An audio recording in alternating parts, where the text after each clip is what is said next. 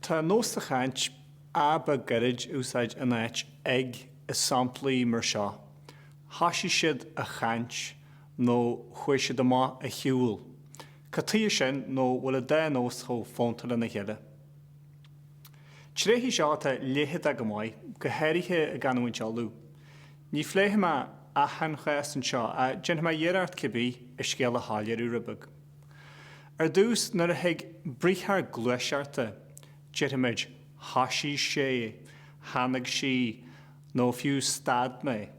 Nar heag briathra an chéineal sin rih an aim briathra, is minic bhín an Aodh Ó Gallchóir nó gon an láit ag. Hasí siad a chíniú, deirimiid, nó stad me a chaint.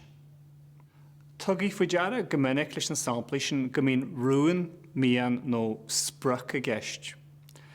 Hanag se a dhéirí codíthe, chuir sí amach a dhéirí airgeid, nó tá má gáil a cheannacht carúir. A ganhain síle leis a tampla dhearna sin beidir go níorú daine tamach an car nua a cheannacht. A fiú a ganhain síle tan Aodh Ó Gallchóir sin le clonstin a samplaí éirithe, deirimiid a gáil a cháú nó a gáil a luí chu a gas.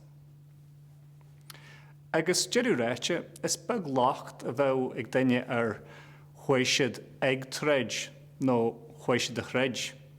A is deas an ósrát éirithe seo agus léad teic si bhanis cén bonús tá léithe a chéadhfuir le chláine si bhí.